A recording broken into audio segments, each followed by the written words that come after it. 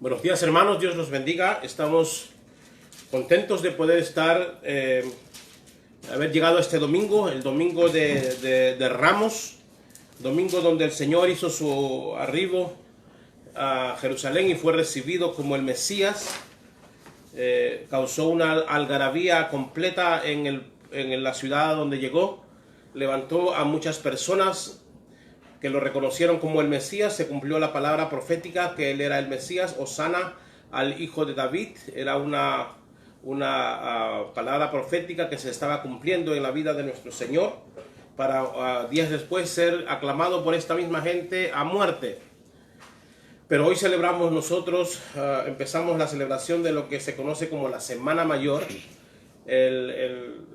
la semana especial, la semana de celebrar la muerte y la resurrección de nuestro Señor. En todas las iglesias del mundo cristianos están empezando la celebración de la muerte y la resurrección de Cristo Jesús el día de hoy, Domingo de Ramos, y lo hacemos la gran mayoría o todos, o la gran mayoría, porque todavía hay algunas iglesias que se están congregando. La gran mayoría lo estamos haciendo vía la tecnología. Vamos a continuar con nuestro estudio del Apocalipsis que estamos teniendo en las escuelas dominicales en la Iglesia Cristiana Unida aquí en Chicago. Muchísimas gracias por acompañarnos. Dos domingos atrás, este es el tercer domingo que estamos en vivo trayendo estos mensajes, estas escuelas dominicales, las palabras de exhortación, de aliento que ha traído el pastor Denis de lunes a viernes a las 3 de la tarde, las alabanzas y el estudio bíblico que hemos compartido de lunes a viernes a las 7 de la noche. Estamos muy contentos y agradecidos con el Señor por la manera tan hermosa como se ha estado moviendo en estas 2 semanas. Más de 11,000 personas han entrado a la página de la Iglesia Cristiana Unida. Todo lo que hemos compartido ha tenido la aceptación de más de 11,000 personas en estas 2 semanas, y queremos darle las gracias al Señor primeramente por permitirnos llevar su palabra clara de la manera como lo estamos haciendo, con el deseo de servirlo, de agradarlo a Él, no agradar al hombre, porque dice el apóstol Pablo, si buscara agradar al hombre no sería siervo del Señor, porque no agradaría a Él. Así que el propósito nuestro es agradar al Señor con todas las consecuencias que esto implica. Así es que estamos contentos y agradecidos con el Señor y con cada uno de ustedes que son los que se están conectando a través de esta red social. Si todavía usted no se ha conectado y es la primera vez que usted lo está haciendo, a través de mi página personal y a través del Ministerio de Jóvenes de la Iglesia Cristiana Unida, ese es el nombre de la página de Facebook, Ministerio de Jóvenes Iglesia Cristiana Unida, es la página oficial del Ministerio de Jóvenes a través de las cuales estamos compartiendo la bendita palabra del Señor. Vamos a pedirle al Señor de su dirección, como siempre, para que todo lo que digamos, todo lo que podamos compartir, sea realmente palabra de Dios. Así es que vamos a pedirle sabiduría al Señor para que nos ayude a hacer esto. Inclinen sus rostros, cierren sus ojos y dediquemos este día al Señor con la alegría que debe tener el creyente, con el gozo que debe de tener el creyente. Estamos sirviendo al Rey de Reyes, al Señor de Señores. Él está en control de todo lo que está sucediendo y lo vamos a ir descubriendo poco a poco en el estudio de las iglesias del Apocalipsis. Padre bueno, gracias por este hermoso momento que usted nos permite, Señor, de poder estar frente de esta cámara, escudriñando su palabra. Qué gran privilegio que usted, Señor, brinda a sus siervos y a sus siervas alrededor del mundo, que estaremos compartiendo su bendita palabra, Señor, a través de estas redes sociales, usando la tecnología para alcanzar más personas para el reino. Gracias, Señor, porque nos permite no quedarnos, Señor, cruzados de manos, y nos ayuda y nos da aliento y nos da la iluminación que se necesita para poder usar estos medios y continuar con la ministración de su palabra, para que todos juntos, al preparar estas clases, al preparar estos estudios, y las personas que los reciban, todos juntos, todos, Señor, juntos podamos ser ministrados por su Santo Espíritu. Muchísimas gracias por la bendición que usted, Señor, nos permite. Personalmente quiero agradecerle por la bendita oportunidad que usted me da de compartir su palabra. Qué gran privilegio. Bendice, Señor, su palabra a través de mis labios, porque su palabra, Señor, es bendita, siempre es bendita, pero bendígala, Señor, a través de mi persona. Gracias por este tiempo hermoso de compartir. En el bendito nombre de Cristo Jesús, su Hijo, le damos gracias y entregamos este día, Señor, a su servicio. Entregamos este día para que todos juntos, las personas que están en este momento conectadas, Señor, a la página, y las personas que lo harán más adelante, todos juntos, Señor, podamos tener un día de adoración, de alabanza, de cántico y de ministración de su santo poder. Por Cristo Jesús, su Hijo. Amén. ¿Puedes dar un poco de agua?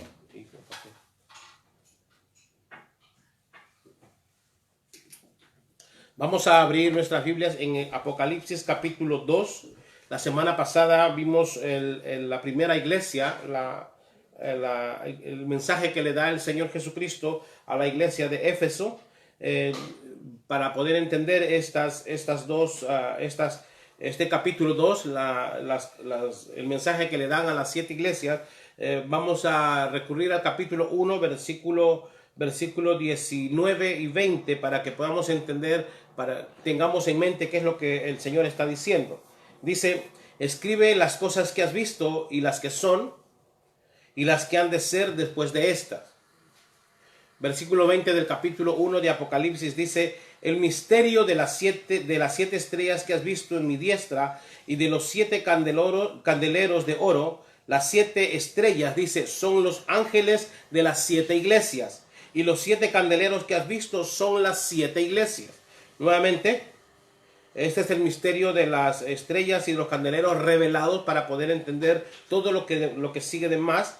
Las 7 estrellas son los ángeles de las 7 iglesias, es decir, son los pastores de las iglesias, y los 7 candeleros que has visto son las 7 iglesias, la iglesia local como tal. Y que no vayas a echarle hielo, por favor. Capítulo 2, versículo 8, mensaje a Esmirna, la iglesia de Esmirna. Dice así: y escribe el ángel de la iglesia en Esmirna, el primero y el postrero, el que estuvo muerto y vivió, dice esto. Habla el Señor Jesucristo: yo conozco tus obras y tu tribulación y tu pobreza, pero tú eres rico. Y la blasfemia de los que se dicen ser judíos y no lo son, sino sinagoga de Satanás. Versículo 10. No temas en nada lo que vas a padecer. He aquí, el diablo echará a alguno de vosotros en la cárcel para que seáis probados y tendréis tribulación por 10 días. Sé fiel hasta la muerte y yo te daré la corona de la vida. Versículo 11. El que tiene oído, oiga lo que el Espíritu dice a las iglesias. El que venciere no sufrirá daño de la segunda muerte. El mensaje del capítulo 2, del versículo 8 hasta el versículo 11. Y recuerde bien, son versículos, no son versos. Versos son aquellas divisiones de un poema. Esto es versículo. Cuando hablamos de la palabra del Señor son versículos, no son versos. Excepto cuando usted esté leyendo Proverbios o Eclesiastés o los Salmos. Son versículos, no son versos. Versículo 8 del capítulo 2 en adelante está el Señor hablándole a la iglesia de Esmirna. La iglesia de Éfeso era la iglesia apostólica, la iglesia que se levantó, la primera iglesia. Esa es la manera como las personas que vemos este mensaje a las 7 iglesias como las épocas de las iglesias a través de la historia. Esta iglesia de Esmirna existía en el momento cuando el Señor inspira al apóstol Juan a escribirla, pero también refleja una de las etapas de la iglesia que empieza a vivir, la iglesia a través de todos los tiempos. Pero también hay un mensaje personal. Aquí hay un mensaje personal. Aquí nos muestra, siempre va a encontrar en el Apocalipsis tres cosas importantes. Y espero que ustedes ya saben la mecánica de los estudios. Si no está claro algo, pueden hacer sus preguntas. Aquí hay personas que están atentos a escuchar a recibir sus preguntas y poder hacerlas y poder contestarlas. Pero Apocalipsis usted tiene que verlo desde 3 puntos de vista. Primero, desde el punto histórico. Es decir, las iglesias sí han atravesado, estaban presentes todas estas iglesias en el momento que el apóstol Juan el Señor Jesucristo, perdón, está revelando al apóstol Juan la condición de cada iglesia en su momento. Estaba hablando y mencionando las fortalezas y las debilidades de las iglesias que estaban localizadas en el Asia, una zona muy pobre, una zona donde no eran las ciudades donde estaban el mayor comercio, eran ciudades pobres. Se dirige a esas congregaciones. Históricamente hay un trasfondo donde todas esas iglesias existían en el momento donde el Señor Jesucristo está inspirando al apóstol Juan. Los alienta, los exhorta, les muestra sus fortalezas, sus debilidades. Lo segundo que vamos a ver aquí es la lucha de la iglesia contra el imperio. La lucha de la iglesia contra el imperio, y lo vamos a ver en mucho más claro en este mensaje a Esmirna, cómo el imperio romano empieza a atacar la congregación del Señor, la iglesia de Cristo Jesús, en una persecución tal que quiere desaparecer la iglesia. Entonces utilizan el Apocalipsis como ese diálogo secreto de creyentes en el primer siglo. Y la tercera manera y la tercera forma que usted tiene que ver al Apocalipsis es de una aplicación personal. Nosotros, estas iglesias en su momento, todas existían en su momento, todas estaban en su momento, y cada una reflejaba una debilidad y cada una reflejaba una fortaleza. Aunque vemos también el Apocalipsis a través de los periodos de la iglesia en todos los tiempos, cada iglesia tiene fortalezas, cada iglesia tiene debilidad, y esas mismas fortalezas quiero que usted las descubra para usted, y esas mismas debilidades quiero que las descubra para usted, para que usted se mantenga firme en esas fortalezas que usted descubre que tiene al analizar las 7 iglesias, y también las debilidades que usted tiene para que cambie aquello. ¿Por qué? Porque hay una promesa del Señor en todas las recomendaciones y las exhortaciones que hace a las iglesias. Tiene el Señor siempre una palabra de aliento al final. Por ejemplo, en la primera iglesia, capítulo 2, versículo 7 dice: el que tiene oído, oiga lo que el Espíritu dice a las iglesias, a todas las iglesias. Al que venciere, le daré de comer el árbol de la vida, el cual está en medio del paraíso de Dios. Una bendición, una promesa para cada uno de nosotros, para cada persona, para cada congregación a través de los tiempos. En este tiempo es el mensaje del Señor. Así que, dicho esto, vamos a analizar lo que dice el Señor a través de Juan para la iglesia de Esmirna. ¿Qué es lo que podemos aprender nosotros? Así que, hermanos, nuevamente, si usted tiene alguna pregunta, por favor haga la pregunta y vamos a responderla. Esmirna estaba a unos 55 kilómetros al norte de Éfeso. Tome apunte, tome nota de eso. Esmirna estaba a unos 55 kilómetros al norte de Éfeso. Era un importante puerto marítimo, por lo que llegó a ser una de las grandes ciudades de Asia Menor. Llegó a ser. Fue llamada la Bella. El nombre de Esmirna significa amargo o mirra. Y realmente fue el tiempo de más amargura de la iglesia. La mirra era utilizada en la antigüedad para ungir a los muertos. Su nombre expresaría, según los comentaristas que creen que representa a la iglesia que sufrió el martirio y la persecución de los emperadores romanos. Aquí empieza la persecución. Este tiempo abarca desde el final de la era apostólica hasta el año 315 después de Cristo. Era en que el emperador romano Constantino se convirtió al cristianismo y legalizó la iglesia. Esto abarcaría unos 250 años de persecución. 250 años de persecución. Cuando hablamos de Esmirna, estamos hablando de la iglesia perseguida. Este es el trasfondo histórico de esta iglesia. Volvamos nuevamente al capítulo 2, versículo 8. Y escribe al ángel de la iglesia en Esmirna. Le están escribiendo al pastor de la congregación, según lo que hemos leído en el capítulo 1.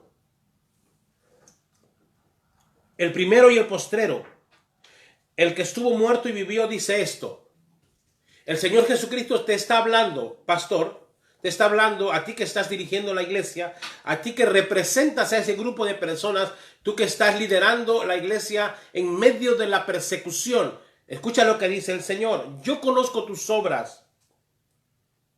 Yo conozco tu tribulación y tu pobreza, pero tú eres rico. Y la blasfemia de los que dicen ser judíos y no lo son, sino sinagoga de Satanás. Yo conozco tus obras. Es decir, el Señor dice, todo lo que tú estás haciendo, todo lo que tú estás logrando, yo lo conozco, yo lo sé, porque yo mismo te he animado a hacerlas.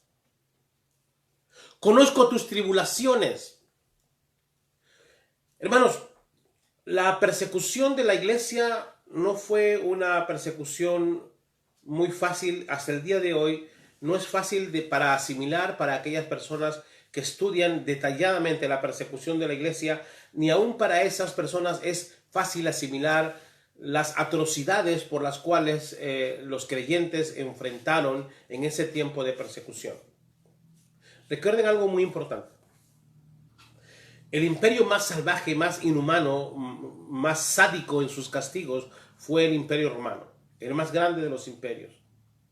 Sometió a todo ese mundo conocido a través de la violencia, a través de actos que causaban terror, el simple hecho de escuchar, mucho más el hecho de observar. Escuche bien, usted creo que ha escuchado sobre los grandes coliseos romanos, ha escuchado sobre todo eso que todavía sigue siendo historia, aquellos monumentos que cuando uno viaja a Italia y todos esos lugares puede encontrar como rasgos, como vestigios de aquellas cosas que sucedieron por 250 años. El Imperio Romano ejercía una actitud violenta sobre las personas que se levantaban contra ellos. Y para ellos el cristianismo fue al principio considerado una secta del judaísmo que tenían que acabar tanto el imperio como los judíos. Entonces, mire al extremo cómo llegaban ellos a sacrificar a las personas. El sacrificio de crucifixión era una de las cosas más comunes que utilizaban el Imperio Romano para infligir o para poder causar temor y miedo en la gente para evitar sublevaciones.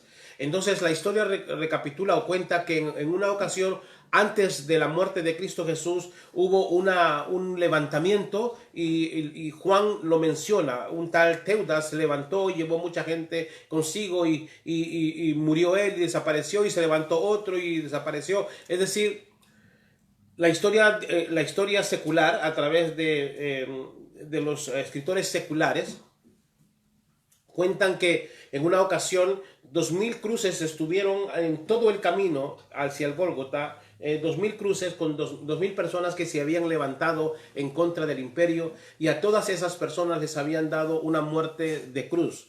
Y lo hacían de tal manera que las personas tuvieran miedo para no volverse a levantar. Si ustedes recuerdan, una de las palabras de Jesucristo en la cruz fue: tengo sed. Y dice que cuando él sintió la esponja que le pusieron en la boca, con ese líquido que le pusieron en la boca, él lo escupió, porque no era agua lo que le habían dado, sino le habían dado, y esto es históricamente probado, un componente de hierbas que causaba que el cuerpo estuviera dopado. De tal manera que dopaban a la gente para que ese cuerpo pudiera resistir el maltrato y los abusos, y la manera tan sádica de golpearlos pudieran aguantar hasta lo más que se pueda, para que la gente pudiera ver el dolor y todo lo que ellos iban a enfrentar. Entonces, todas estas 2000 personas que fueron, según la historia, muertas y crucificadas, estuvieron dopadas para que los soldados hicieran con ellos una visión atroz para el mundo, para la sociedad del momento. Los cristianos, cuando empezaron a ser perseguidos, empezaron a perder todas sus posesiones. Empezaron a ser quitados todas sus posesiones, les empezaron a quitar todo aquello que era de su pertenencia. Empezaban a huir, empezaban a ser tomados. Los exhibían en el Coliseo romano, y el imperio llamaba a toda la gente, desde el menor hasta el más anciano, todos obligatoriamente tenían que ir al Coliseo cuando eran llamados por Herodes o cuando eran llamados por el emperador del momento. Todos tenían que obligatoriamente llegar al Coliseo y empezar a aplaudir obligatoriamente cada vez que esos leones dejados por 2 semanas, por 3 semanas sin comer, eran soltados para que esa multitud o ese pequeño grupo de creyentes que no habían negado su fe fueran devorados en instantes por esos leones hambrientos. Esas eran las abominaciones que el Imperio Romano ejecutaba en contra del creyente de este primer siglo, de la iglesia que empezó a ser perseguida y duró aproximadamente 250 años esa persecución. Entonces, cuando hablamos de todo este contexto, mujeres violadas de una manera tan salvaje, con el simple propósito de que las personas negaran su fe en Cristo Jesús, y eran a través de violaciones y de martirios, de azotes y de golpes y de todo lo que usted pueda imaginar. Los látigos de los romanos tenían, al final del látigo tenían una bola que era lo que causaba las hematomas, y tenían unos ganchos, unos huesos muy filudos que levantaban la piel de esta manera como si estuvieran atrapando a un pez. Entonces, todas estas formas de castigo que se infligía a los cristianos, especialmente a los cristianos de la primera iglesia perseguida, todo esto tiene en mente el Señor Jesucristo cuando le está hablando a la iglesia de Esmirna. Y escribe el ángel de la iglesia en Esmirna: el primero y el postrero, el que estuvo muerto y vivió, dice esto. Lo que está diciendo el Señor: yo he pasado por lo que ustedes están pasando, y yo he muerto a través de esos castigos, pero he resucitado para darles esperanza. Hay esperanza. Y escribe el ángel de la iglesia en Esmirna: el primero y el postrero, el que estuvo muerto pero ya no está muerto, y vivió y resucitó, dice esto. Esto es lo que significa la palabra vivió y resucitó, dice esto: yo conozco tus obras, yo sé tu ardua labor, yo sé que te estás manteniendo firme en no negar mi nombre, yo lo sé. Yo conozco tu tribulación, yo estoy contigo cuando te infringen el castigo, yo estoy contigo cuando están abusando de ti, yo estoy contigo fortaleciéndote para que tú puedas soportar hasta el final. Increíblemente, escuchen bien lo que está el Señor diciendo a la iglesia. Muchas veces hay cosas que el Señor permite y no hacen sentido en la vida de uno. Cuando el Señor dice: yo conozco tus obras y son obras de bien, pero también conozco que estás siendo tribulado, y le agrega: yo sé que tú eres pobre, humanamente pobre. ¿Por qué? A causa de tu tribulación eres pobre, a causa de sufrir por mi causa eres pobre, humanamente pobre. Te han despojado de tus bienes. Eres una iglesia que tiene al Dios Todopoderoso, pero estás viviendo errante, estás viviendo escondido. Tienes que buscar formas de comunicarte, pero aún así sigues expandiendo el evangelio, sigues hablando al mundo de mi nombre. En medio de tu tribulación estás hablando de mi nombre, estás esparciendo el evangelio. Yo te conozco. Usted sabe, usted imagina, usted puede imaginar la cantidad de hombres y mujeres, niños, que estuvieron rogando al Señor por ser liberados, y el Señor les dijo que no, les respondió que no, y solamente les dijo: yo estoy con ustedes, yo conozco tus obras, yo conozco tu sufrimiento, yo conozco tu tribulación, y yo conozco tu pobreza. Hermanos, hay muchísimas veces en nuestra vida que el Señor va a permitir eventos que pareciera que no tienen sentido. Si yo estoy sirviendo al Señor, si estoy viviendo para Él, ¿por qué me pasan estas cosas que me están pasando?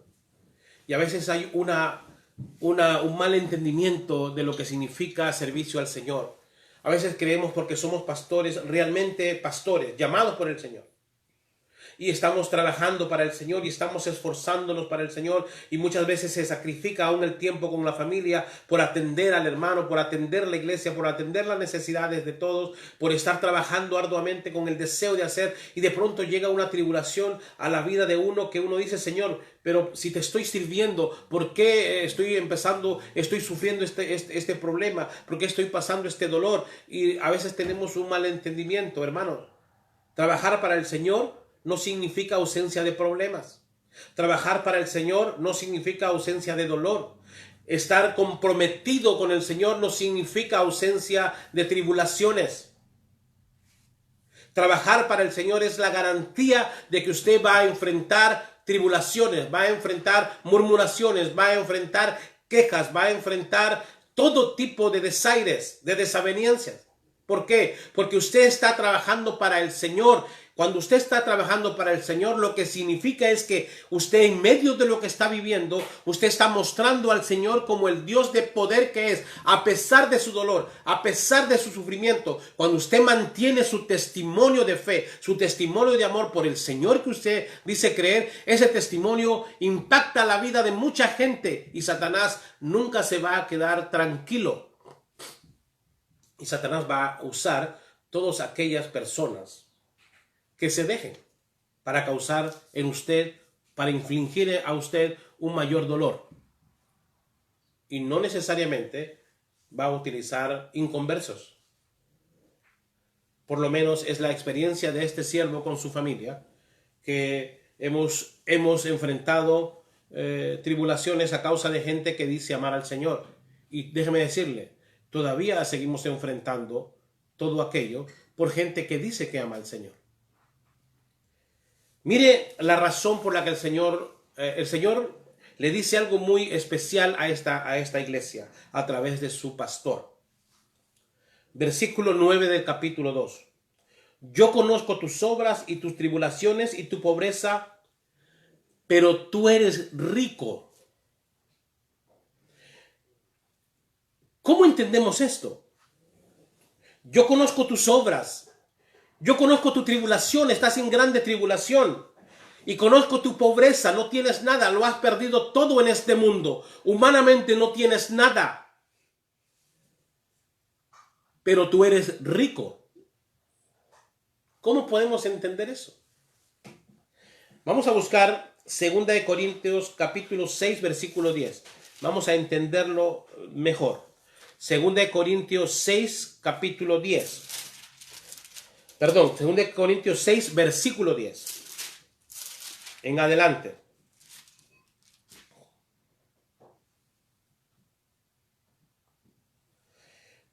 Capítulo 6, versículo 3. Vamos a leer del versículo 3.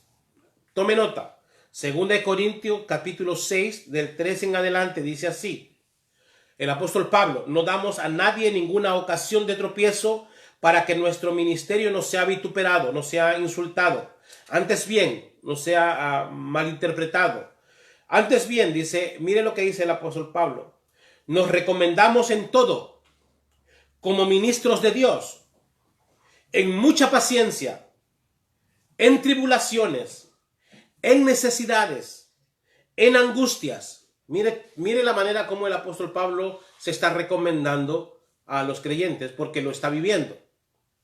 Nuevamente, nos recomendamos en todo como ministros de Dios en mucha paciencia, no solamente dicen paciencia, y cada vez que nosotros enfrentamos las tribulaciones, las necesidades, las angustias que él está mencionando en el versículo 4 del capítulo 6 de 2 Corintios, cada vez que él menciona tribulaciones, en necesidades, en angustias, en azotes, en cárceles, en tumultos, en trabajos, en desvelo, en ayunos, todos esos elementos que el apóstol Pablo está mencionando permiten que él haga uso de la paciencia. Y entonces él dice, he desarrollado mucha paciencia. No es que Dios me haya dado paciencia, yo he desarrollado paciencia a través de enfrentar tribulaciones. enfrentar necesidades, de enfrentar angustias, de enfrentar azotes, de enfrentar cárceles, en tumultos, en trabajos,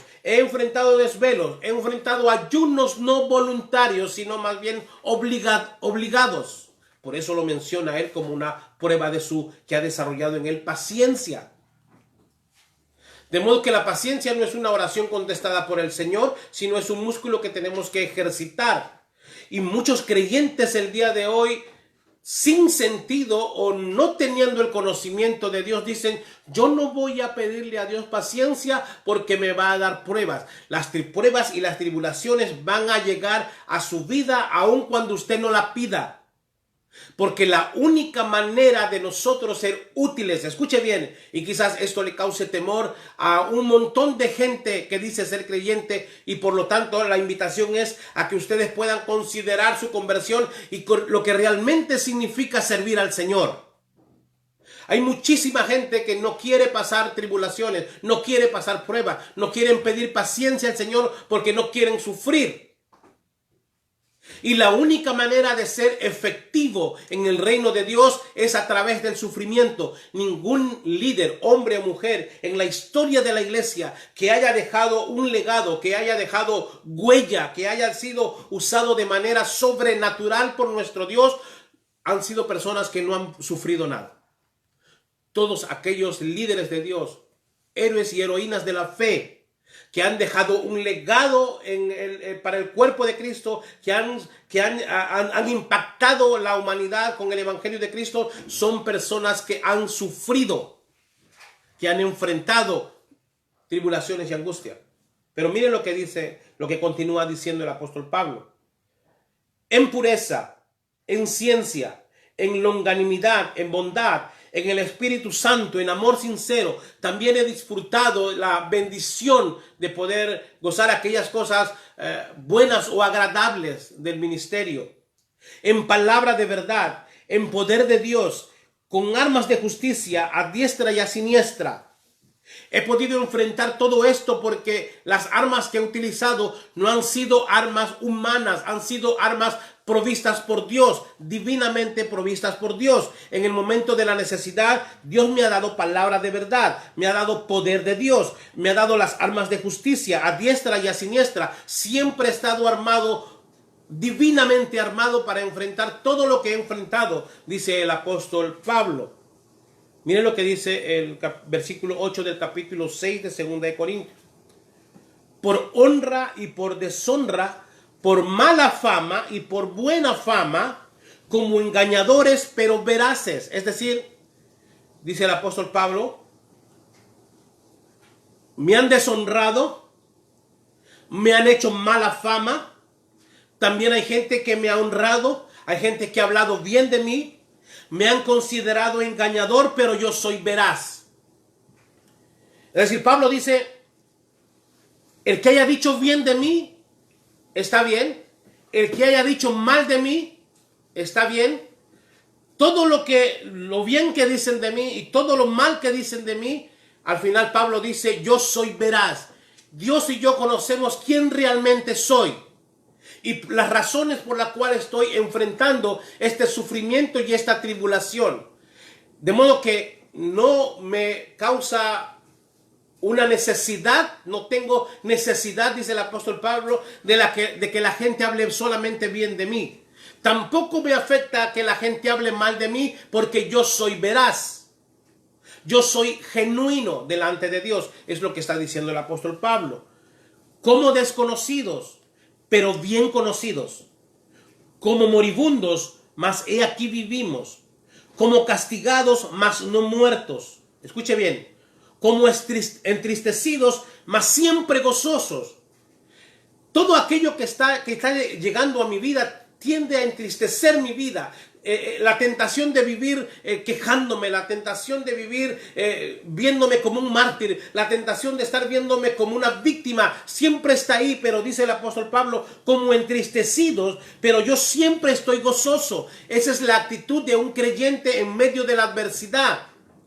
Como entristecido, pero siempre estoy gozoso.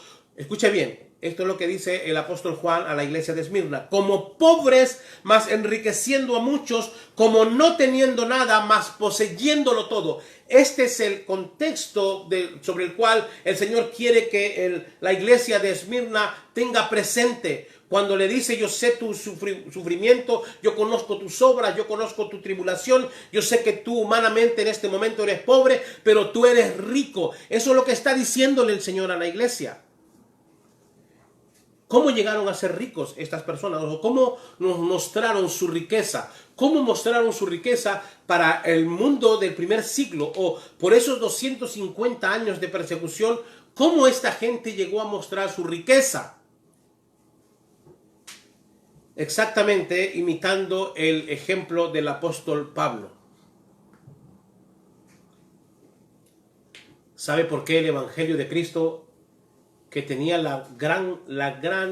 tenía el 100% de probabilidades de desaparecer como un movimiento de transformación? En esos 250 años y sobre todo en el primer siglo, la iglesia tuvo el 100% de probabilidades de desaparecer, de ser acabada. ¿Cuántos de ustedes hubiesen soportado esa persecución del primer siglo? Con todo lo que al principio les manifesté de la manera como el imperio perseguía a la primera iglesia, ¿cuántos de ustedes que se llaman cristianos y que tienen muchos de ustedes un legado de más de 5, 6, 7, 8, 10, 15, 20, 30, 40 años hubiesen soportado esta persecución y hubiesen mantenido su fe en el Señor? Dime, Abigail. No sé si es, I don't know if it's a question. Pero Marco dice, si uno no tiene paciencia es porque no está armado de la palabra de Dios.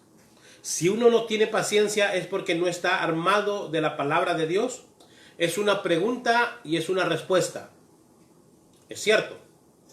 Es una pregunta porque cuando uno no tiene paciencia o no desarrolla paciencia es porque no está armado de la palabra de Dios. Es porque no conoce lo que dice la palabra del Señor.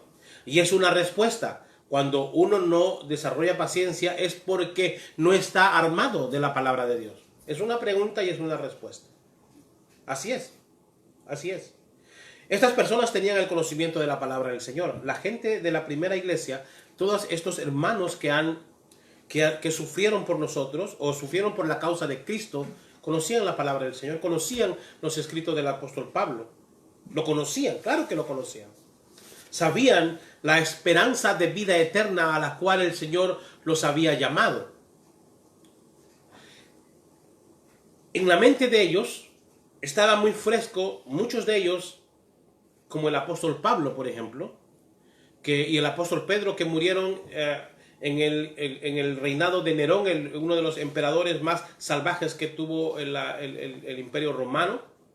Él fue el que inició la persecución como tal contra la iglesia. Él inició esa persecución y decapitó al apóstol Pablo y crucificó de cabeza al apóstol Pedro. Pero ellos sabían cuál era su destino eterno, no su destino humano solamente. Ellos sabían que iban a morir, pero hay algo más grande que nos anima a vivir para el Señor y desarrollar la paciencia que necesitamos. Y es el conocer nuestro destino eterno. ¿Cómo hubiese sido el comportamiento suyo en el primer siglo? ¿Sabe por qué estos hermanos fueron ricos? Y le estaba diciendo, el mensaje directo eran para los hermanos del primer siglo, o para aquellos que estaban sufriendo persecución. Le dice el Señor, a través del apóstol Juan, tú eres rico. Yo estoy viendo tus obras, tu entrega, tu sacrificio. Yo conozco tu tribulación, estás sufriendo vejámenes, abusos, maltratos. Pero yo conozco la intención por qué los haces. Yo conozco que todo lo que tú estás haciendo es por agradarme. Por favor, entiende, le dice a esa iglesia perseguida, aunque tú eres pobre, tú eres rico. La manera como tú estás enfrentando la tribulación, la muerte, la forma como tú estás enfrentando el abuso y el maltrato por mi causa, el mantenerte firme hasta el final y elegir la muerte por encima de la vida, por mi nombre, eso te está haciendo rico, porque tu testimonio, la forma como estás enfrentando tu tribulación, está fortaleciendo a los hermanos que están lejos de ustedes.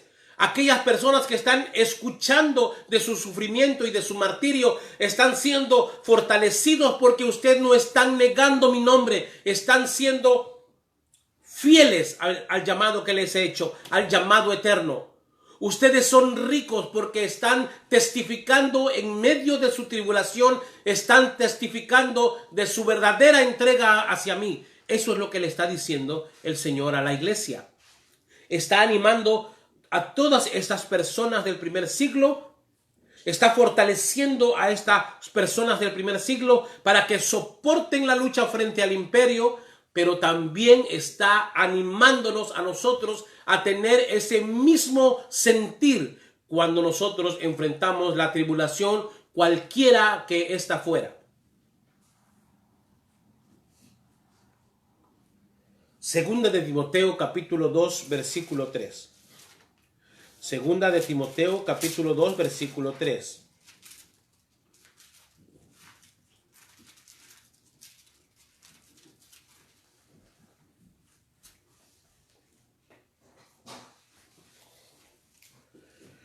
Mire lo que le dice el apóstol Pablo a un pastor joven.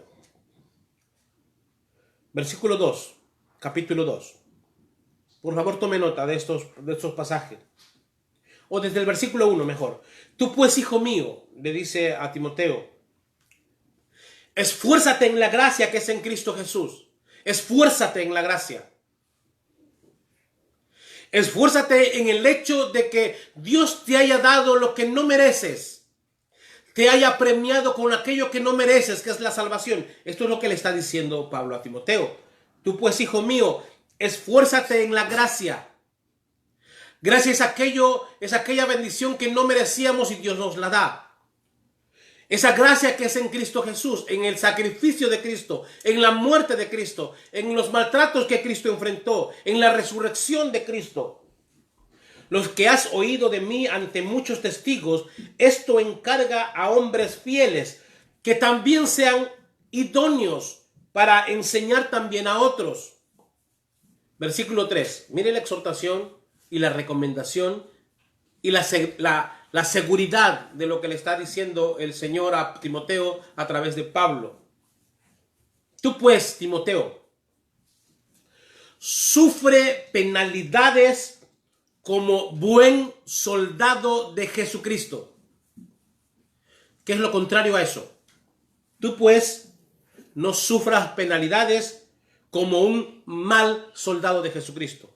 Escuche bien lo que estoy diciendo para que usted lo pueda analizar con un poquito de café, tranquilamente, porque usted tiene que llegar a entender esto. Esto es palabra de Dios para cada creyente, hombre o mujer. No se asuste. Tú pues sufre penalidades, sufre tribulaciones, vas a tener que sufrir pruebas duras. ¿Por qué? Porque esta es la cualidad de un buen soldado de Jesucristo. Lo contrario a esto es, tú pues no sufras nada como un mal soldado de Jesucristo. ¿Cuál es la razón? Dice el apóstol Pablo a Timoteo, y te lo dice a ti, me lo dice a mí. Ninguno o ninguna que milita se enreda en los negocios de la vida a fin de agradar a aquel que lo tomó por soldado. Y también el que lucha como atleta no es coronado, sino lucha legítimamente. El labrador, para participar de los frutos, tiene que ensuciarse las manos primero. Si quieres cosechar, tienes que sembrar. Si quieres lograr un objetivo mayor de servir al Señor, tienes que sufrir. El sufrimiento es una relación directa con ser un buen creyente. Un creyente excelente. Mire lo que dice el versículo 12. Si sufrimos, también reinaremos con Él. Es la única condición. Mire lo que dice versículo 11. Palabra fiel es esta, de segunda de Timoteo capítulo 2 versículo 11. Palabra fiel es esta, si somos muertos con Él, también viviremos con Él. Y no está hablando de su muerte, de una muerte física. Está hablando de esa muerte de martirio. También viviremos con Él. Si sufrimos, también reinaremos con Él. Si sufrimos, si tenemos la disposición de sufrir por amor a Cristo, también vamos a reinar entonces con Él. Si le negaremos, y está hablando directamente al sufrimiento. Escuche bien lo que dice la palabra del Señor. Está relacionado exclusivamente con el sufrimiento. Si nosotros lo negáremos, es decir, si no queremos sufrir por causa de Él, Él también nos negará. Si fuéramos infieles, Él permanece fiel. Él no puede negarse a sí mismo. Es decir, está hablando de nuestra salvación. Es profundo lo que dice el apóstol Pablo. Pero miren lo que dice Primera de Pedro 2.20, un poco más adelante. Primera de Pedro 2.20. Por favor, tome apunte de lo que está diciendo el Señor a la iglesia de Esmirna. Este es el contexto. Estos son los versículos que apoyan a lo que el Señor le está hablando a la iglesia de Esmirna. Primera de Pedro 2.20 dice: 19. Porque esto merece aprobación. Primera de Pedro 2.19. Si alguno, a causa de la conciencia delante de Dios, es decir, sufre molestias y padeciendo injustamente, es decir, por sus convicciones cristianas, por el deseo de vivir agradando a Dios, sufre molestias padeciendo injustamente cuando es calumniado, cuando es vituperado, cuando es maltratado por mantener su conciencia buena delante de Dios, sufre injustamente, pues ¿qué gloria es si pecando sois abofeteados y lo soportas? O sea, no tiene ningún mérito si después de tú mismo estar pecando vas a sufrir las consecuencias de tu pecado. Eso no tiene mérito. Mas si haciendo lo bueno sufres, dice el apóstol Pedro, mas si haciendo lo bueno sufres y lo soportas, escuche bien, esto ciertamente es aprobado delante de Dios. Esto ciertamente tiene la bendición de Dios. Esto ciertamente va a traer bendición a tu vida. Cuando tú te mantienes firme en tus convicciones cristianas, a pesar de que estés conviviendo con ladrones, tú puedes decidir no ser un ladrón en medio de ladrones. Tú puedes ser una persona que diga verdad en medio de mentirosos. Tú tienes la capacidad de elegir vivir como un creyente en medio de inconversos. Eso es lo que está diciendo Pedro con respecto a la conciencia delante de Dios. No porque todos lo hagan, yo lo voy a hacer. Si todos hacen mal, yo voy a mantenerme haciendo el bien, aun cuando no sea popular para el tiempo de hoy. Voy a sufrir el rechazo, pero voy a ser aceptado por Dios. Voy a sufrir el insulto, la vergüenza, pero Dios me va a bendecir, porque esto es aprobado por Dios. Esta es la manera como nosotros, siendo pobres, podemos enriquecer a otros. ¿Se da cuenta? Volvamos a Apocalipsis capítulo 2. En esta carta se anima a la iglesia a resistir hasta la muerte en la tribulación que vendría sobre la iglesia.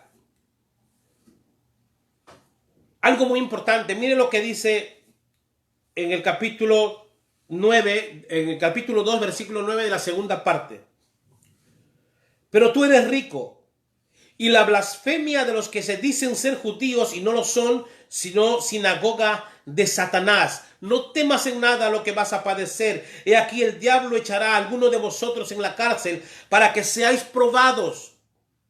He aquí el diablo echará a algunos de vosotros en la cárcel para que seáis probados. Y vas a tener tribulación por 10 días. Sé fiel hasta la muerte y yo te voy a dar la corona de la vida. El que tiene oído, oiga lo que el Espíritu dice a las iglesias. El que venciere no sufrirá daño de la segunda muerte. Lo que me llama la atención a mí es, aparte de que el Señor nos dice que somos ricos estando pobres, dice, y la blasfemia, las mentiras en contra tuya de los que dicen ser judíos y no lo son, sino sinagoga de Satanás. Es decir, Mire lo que está diciendo el Señor para que nosotros podamos contextualizarlo para nuestros tiempos. ¿Quiénes son los judíos aquí? ¿Quiénes son los judíos? Los judíos en el contexto, en este contexto del mensaje a Esmirna, son aquellas personas que tienen el conocimiento del Antiguo Testamento. Son todas ellas personas que que juran que aman a Dios. Son todas estas personas que creen que tienen la religión perfecta. Son aquellas personas que se miran así como aceptados por Dios, que creen que están haciendo bien, haciendo el mal. Pero la palabra del Señor lo pone como religiosos, como meros religiosos. Pero estos judíos, juntamente con el imperio, son aquellas personas que llevaron a los cristianos del primer siglo a enfrentar lo que el Señor está diciéndole en el versículo 10 del capítulo 2. No temas en nada lo que vas a padecer. He aquí el diablo, es decir, los judíos que son sinagoga de Satanás, y el imperio. Estos religiosos que dicen que me aman, estos religiosos que dicen que están haciendo, que conocen la ley, juntamente con el imperio, que son el diablo. Aquí el Señor les llama a este grupo de personas el diablo. Escuche bien lo que está diciendo el Señor. El diablo, he aquí el diablo. ¿Quién es? El imperio y estos judíos de esta sinagoga de Satanás. Van a echarlos algunos de vosotros en la cárcel. Pero el propósito es para que ustedes sean probados, para que nieguen su fe. Y van a tener tribulación muy dura por 10 días. Sé fiel hasta la muerte y yo te daré la corona de vida. Sé fiel hasta la muerte. Impresionantemente el Señor les está diciendo: yo no te voy a librar de la muerte. Lo que voy a probar es tu fidelidad hasta la muerte. Y cuando tú seas fiel hasta la muerte, yo te voy a dar la corona de la vida. ¿Por qué? Porque la perseverancia en medio de la tribulación es la muestra y la prueba de que tú has conocido salvación. Nuevamente, la perseverancia en medio de la tribulación es la constancia, es la prueba de que tú has conocido salvación. El que persevera hasta el final es el salvo. La perseverancia es una muestra de que somos salvos. Por eso que es serio esto. No es simplemente yo entrego mi vida al Señor y porque ya entrego mi vida al Señor y me han dicho que yo no pierdo salvación, voy a vivir como se me da la gana. Eso no es verdad. Eso no es verdad. Cada creyente tiene que mostrar frutos de digno arrepentimiento, dignos de arrepentimiento, dice la palabra del Señor. Y la perseverancia en medio de la tribulación es la prueba de que usted ha conocido al Señor. ¿Cómo estás enfrentando tus tribulaciones? ¿Cómo estás enfrentando el dolor que estás experimentando ahora? ¿Cuántos de ustedes están conmigo enfrentando la misma escasez de dinero?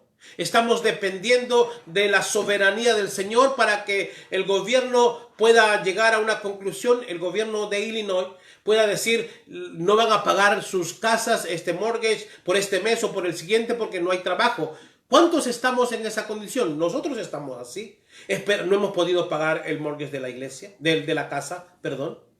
No hemos podido pagar el mortgage, no hemos podido pagar ciertas cuentas que tenemos que pagar porque no hay dinero para hacerlo. Sin embargo, estamos haciendo y cumpliendo lo que el Señor nos ha mandado hacer. Y es el predicar su palabra.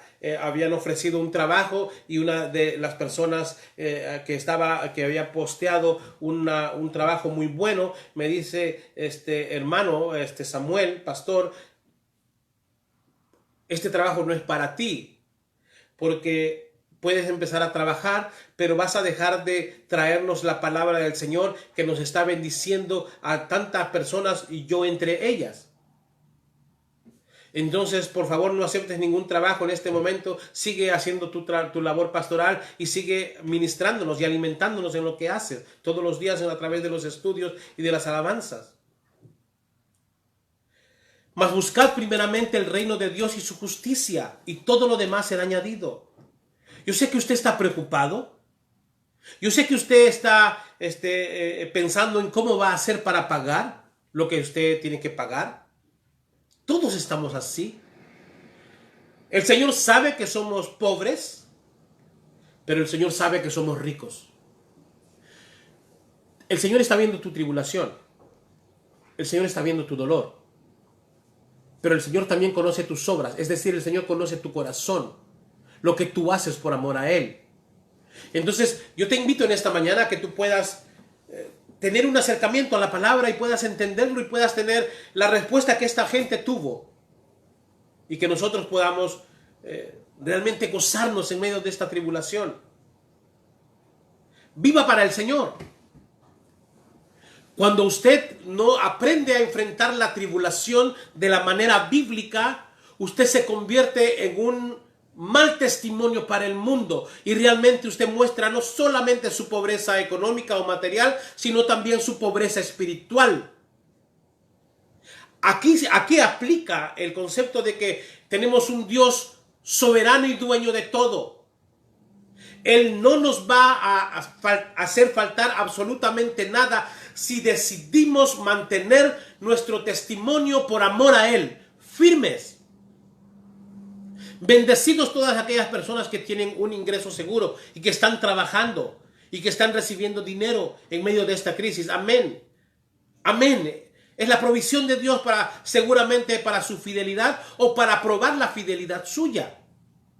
Pero si usted está en el grupo contrario que está pensando en cómo va a sacar adelante sus gastos mensuales, y creo sin equivocarme que somos la mayoría, hermanos, esta tribulación es momentánea. Esta prueba es momentánea, ya va a pasar. Confíe en el Señor. Si usted nunca ha confiado en el Señor, esta es su oportunidad para depender de un Dios todopoderoso. Todopoderoso. Si los pajaritos dicen en su palabra, no se preocupan en qué van a comer porque Dios le provee a estas aves su alimento, ¿cuánto más a nosotros? ¿Cuánto más a nosotros? Dice el Señor. Pero de manera que tenemos que mantenernos firmes, mis hermanos, mantenernos firmes. Y nosotros podemos llegar a ser realmente ricos siendo pobres. Usted no necesita de tener riquezas para bendecir a mucha gente.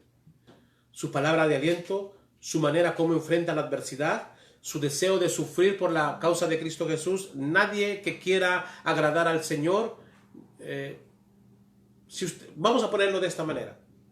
Si usted no quiere sufrir por causa de Cristo, usted no está calificado para ser un creyente. Dedíquese a otra cosa, usted está perdiendo su tiempo. Solamente los valientes vamos a arrebatar el reino, dice su palabra. Y vamos a terminar este estudio el día de hoy, y los invito a que puedan voltear sus páginas a buscar el libro de Santiago. Vamos a terminar con nuestro hermano Santiago, el medio hermano de Cristo. Santiago capítulo 5, del versículo 7 al 11. Recuerde bien, son versículos, no son versos. Tenemos que enseñarnos. Santiago capítulo 5, versículo 7 al 11, dice así: por tanto, hermanos, y por favor reciba esto como palabra de Dios para su vida. Yo lo recibo para mi vida y la vida de los míos. Por tanto, hermanos, tened paciencia. ¿Se da cuenta? Desarrolla tu paciencia. Muestra tu paciencia. Yo no te la voy a dar, dice el Señor. Tú la tienes que desarrollar. Tened paciencia. ¿Hasta cuándo? Hasta la venida del Señor. Mirad cómo el labrador espera el precioso fruto de la tierra, aguardando con paciencia hasta que reciba la lluvia temprana y la tardía. También, dice, tened también vosotros esa paciencia, desarrollen esa paciencia. Y afirma vuestro corazón, vuestros corazones, confirma tu corazón, porque la venida del Señor se acerca. Cuánto más cierta es esta verdad el día de hoy para usted y para mí.